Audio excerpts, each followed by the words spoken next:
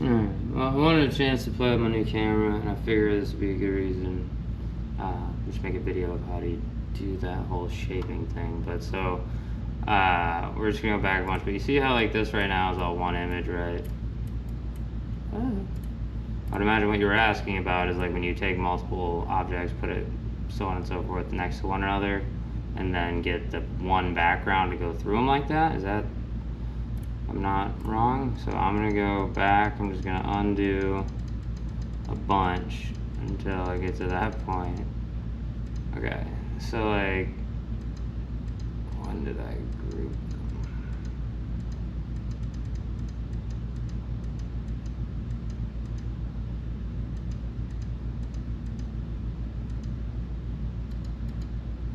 Ooh, also I made sure to crop that down, but anyway, so if you don't have these three items grouped, if they're not curves and you don't have them grouped, so that's its own thing, that's its own thing, that's its own thing, and you go in and you try to do the thing, that's what it does.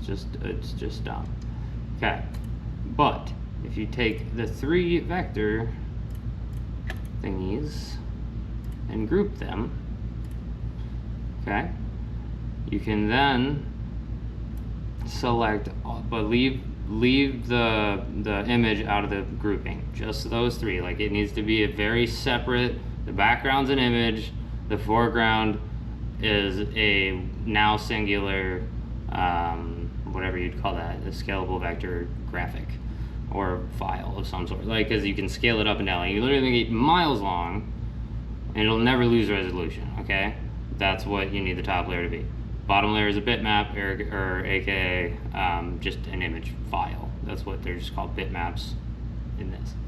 And again, I'm probably over explaining, but like, I don't know the difference in like language used between softwares, your level of software, what it is that you are already aware of type thing, you know? But anyway, so it didn't work when we didn't have them grouped, right? So we got them all grouped again, so they move as one piece. And then you select all of those things. I just right click and go to shaping, okay? And then it is in common. Shaping, common.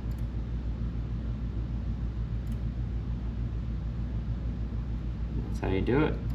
Now it all becomes one. Like, this is no longer, it does not have vector graphic capabilities any longer, however, in the sense of like, I can't click on these singular, like if I ungroup this gets ruined, or you actually can't ungroup it for the fact that it's no longer a vector of any sort, it's actually a bitmap. However, you can combine it, but what combining it does is literally melts it into what you had, and right, so now this is what it is, but I'm gonna leave that the way it is, and I'm gonna keep it lower resolution the entire time. I'm just gonna show you a couple things that I like to do personally when it comes to like editing them. Again, don't know skill level or anything. I don't even know what mine technically would be based on, I just sit here and fucking play with things and like to read, man.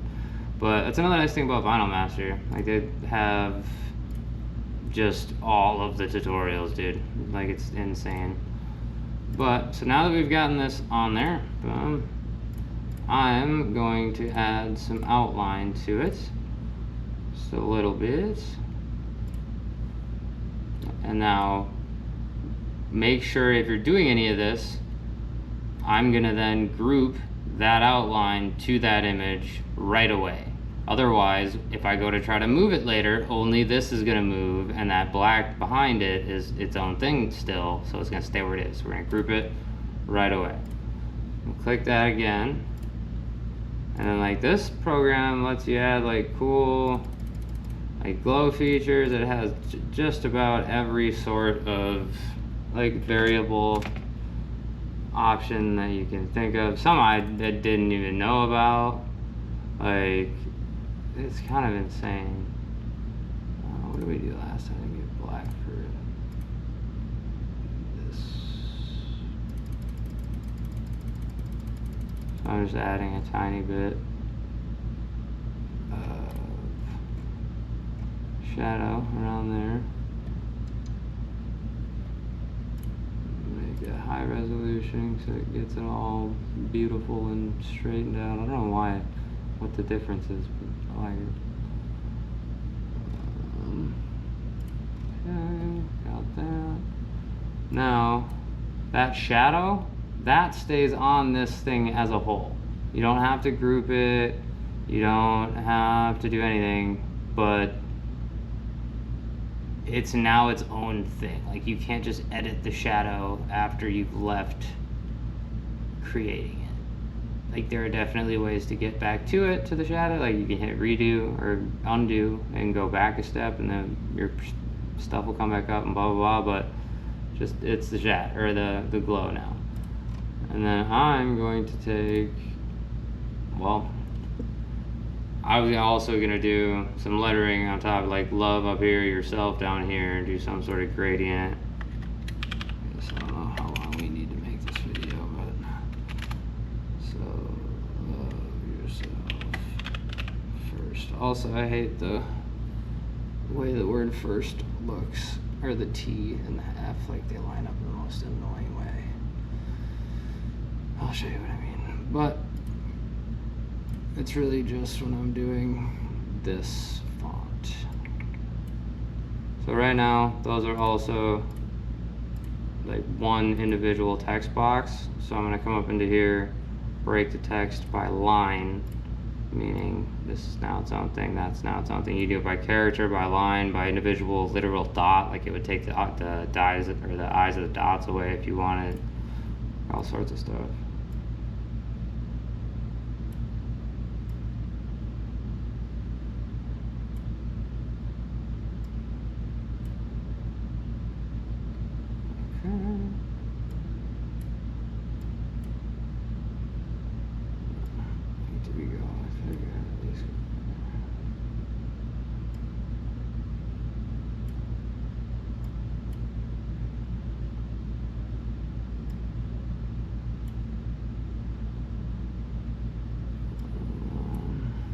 Trying to line it up in ways that I know the printer's not gonna have a hard time dealing with it.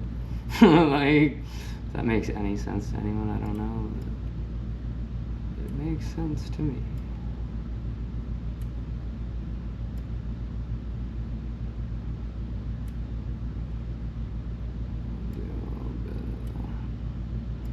Check to see if these outsides are lined up when I go to print later. See, that was too far out. But when I go any further in with this word, oh, that's what we do. That's what we have to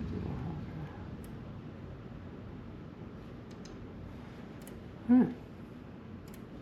Now, these two words, I'm gonna go in, make sure these are grouped, so hold shift so I can click both of them. They're now grouped as two words, but they don't have the same information, like they don't have the same customizability that they did when they were letters. They have way more, but way different.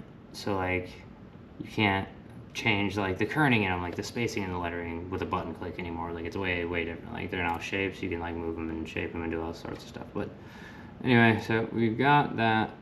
I don't know what color we should make it, honestly. Like like I was saying, I was just kind of spitballing, but let's do one of the colors. We can make it some cool gradient. You know, I got one in mind. Art.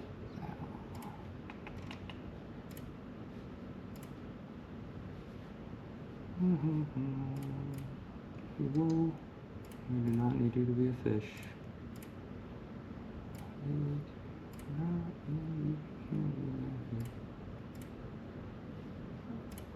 Not a huge fan of how that looks. There was one in particular. Where are you? It's like a purpley orange. Well, yeah.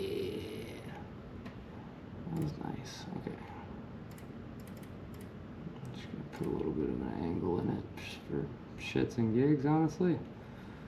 Okay, however, now again, we made that black outline. Almost forgot, bro. Just remember to click that. This shows what color the thing you clicked is on up here, so when you get real close like that, it's really nice. And when you're holding shift to click that letter, group.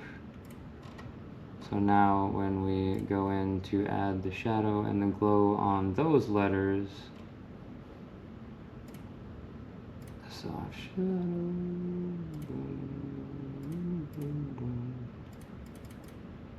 Oh, it's aggressive.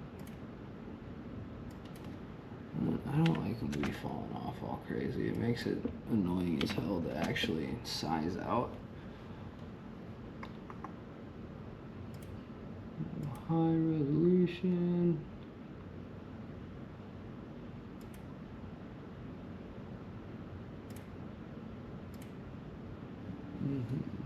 Okay. And now you can also add a glow to this one. Now I'm just gonna do it very, very, what's the right word? Like tight to the lettering, just because I don't want, like, if you make it super anything, like as far as like how far it shines out, I don't know how to fucking say that. It doesn't know how to read it in the sizing part. Like down here, this will tell me how big it is once I'm done doing all the editing and whatnot, like the actual size of the overall image and how it's gonna print.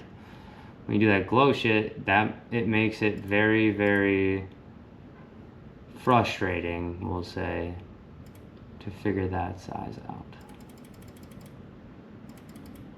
Now I'm just doing very faint, so I should probably like zoom in so you can actually see it on camera. But like very faint glow to it, just a similar color to right in between the color gradients that I use. So it's like kind of like that basically.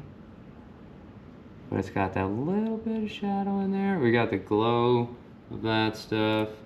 And so now we never went and resampled this image, right?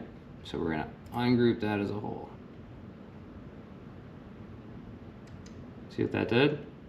Like I was saying earlier, that glow isn't necessarily the right, like, once you create it, you can't just like edit it. However, so we've now ungrouped this. We can always re-add the glow. Ungroup that. Now we can click on our wolf here. Ooh, back to where I put you. Thank you. Image tools. We can see the the pixels and whatnot here. So we're gonna do, that's not all that big. Let's just go for like 12,000. Fuck no. We could do 10 now. We could do 10. It's gonna load for a second. Alright, it made the noise. We're good. We're chilling. I actually just upgraded a lot of this computer to make that part of it work better. I need to now figure out how to crack the fuck out of vectorization capability. Like, is it a graphics card?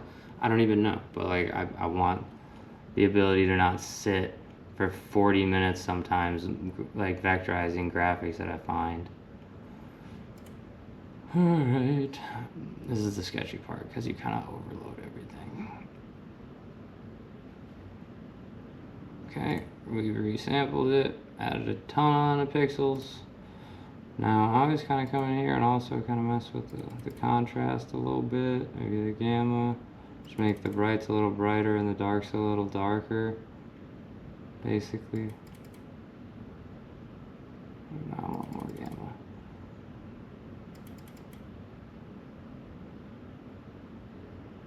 That's crazy looking. That's a little sketch.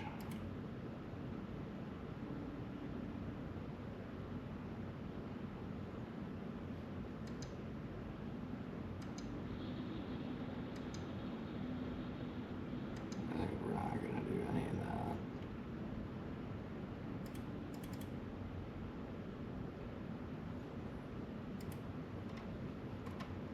Well, we have our thing, one way or the other. Yeah, so come all the way up to here. We are going to then group it. This is also a little bit sketchy. Oh shit, no, I wanted that glow background. My bad, my bad.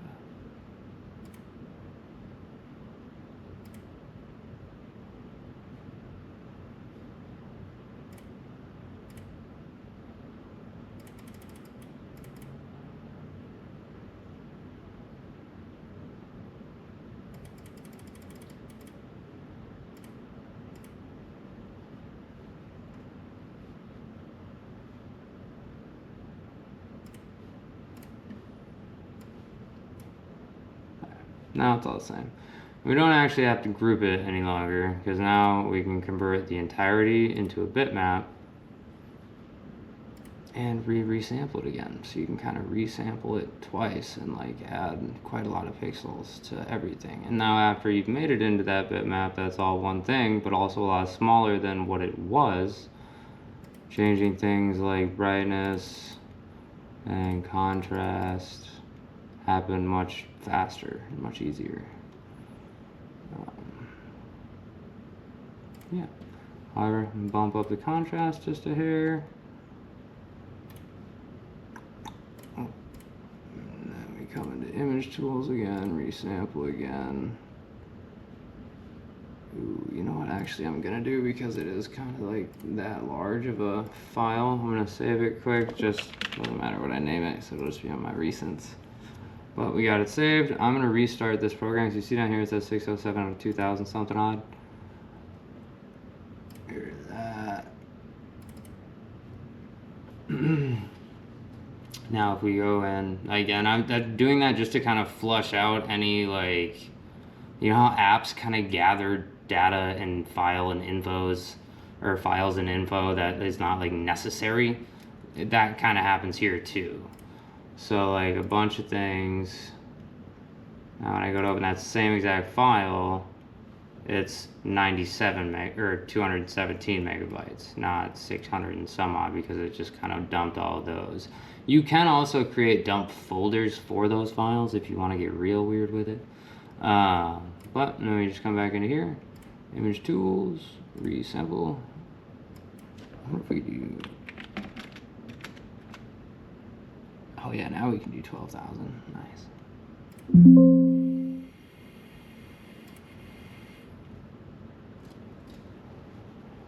But that probably wouldn't have worked. Like that probably would have forced it to crash because it would have tried to do too much, thinking it was way bigger than it was. So it dumped the files.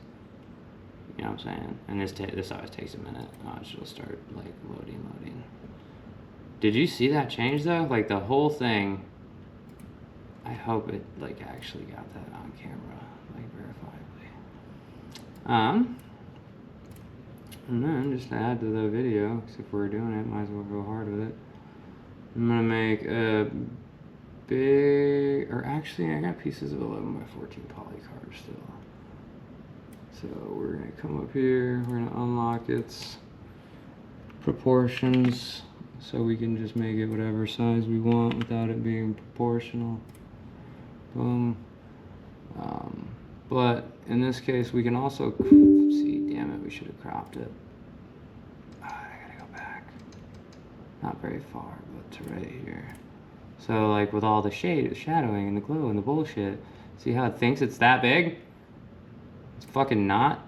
I forgot to crop it before I made it super outrageously large, so it didn't want to do the outrageously large part anymore. So we are just real quick.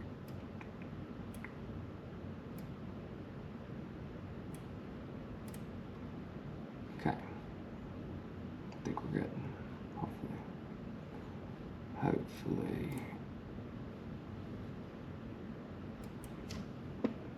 Watch this not work all of a sudden because I didn't have it restarted.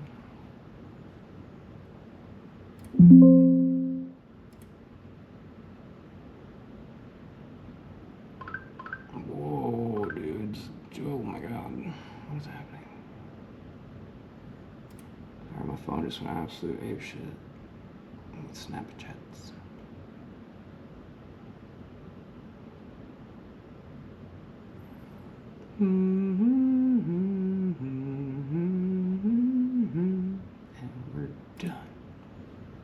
super big, right? Now we can make it 11 by 14 without it being crazy undersized. Because if we would have printed it last time at 11 by 14, it would have been like 3 inches shorter than it now is. That's bullshit, right? We're gonna go print. So in this software, if you did the full functioning one, it's all in one thing. Like it's all in one vinyl master. Come into here, go to properties. When we reset it, we have to reselect these. Go into paper tray, 'cause that's where the big paper's at. We do Super B 13 by 19. I do premium presentation paper mat or presentation paper mat, depending on how vibrant I guess I want it to look, but it's a very not really noticeable change. However, when you're upscaling to the level that's happening, it does make a noticeable enough change to me, and it's probably gonna be wall art for my apartment. So like, I'm gonna go high, and I'm gonna go with a premium presentation. Boom. Current selection, actual size. Make sure to mirror it. Might as well come into here while we're at it. No sense in wasting paper space, huh?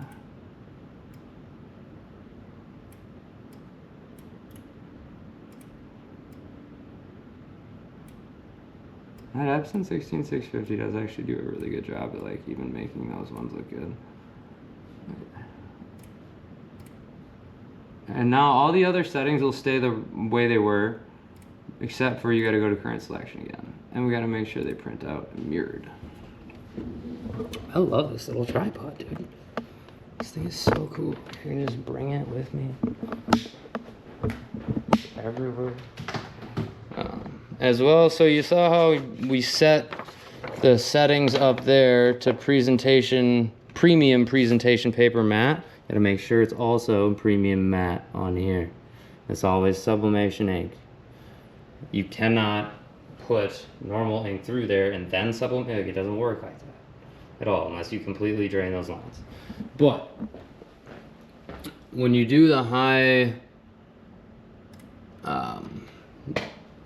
quality print, I guess you'd call it, this thing takes quite a bit longer, but just for the sake of this long ass video at this point, we'll sit here and hang out with it.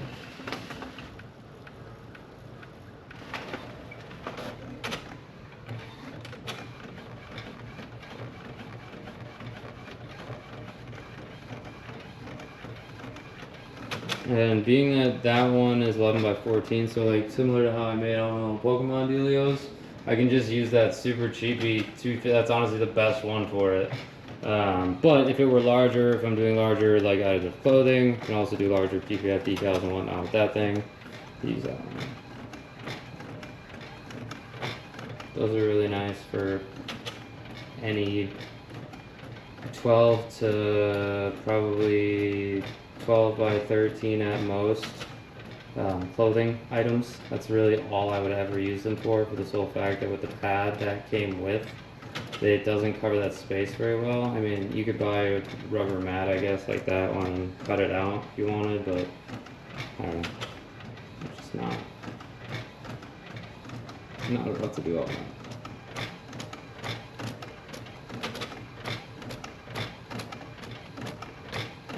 Even though we're not gonna go through like the press and all that stuff right now either. It's just wanted to help a fellow creator in a Facebook group out, and it turned into way more than that.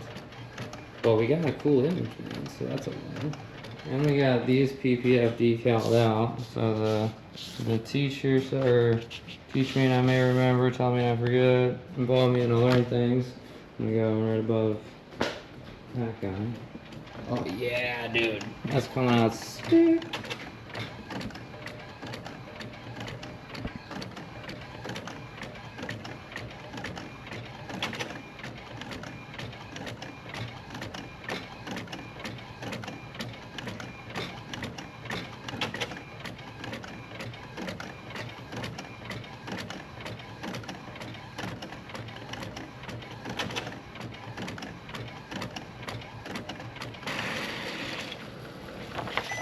This thing is so crazy that even the little ones work, dude. I love that the little ones work.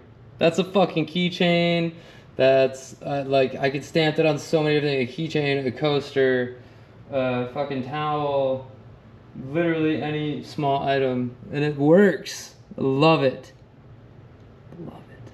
But we got the bigger one. That's gonna go on the wall. But that's how you do it.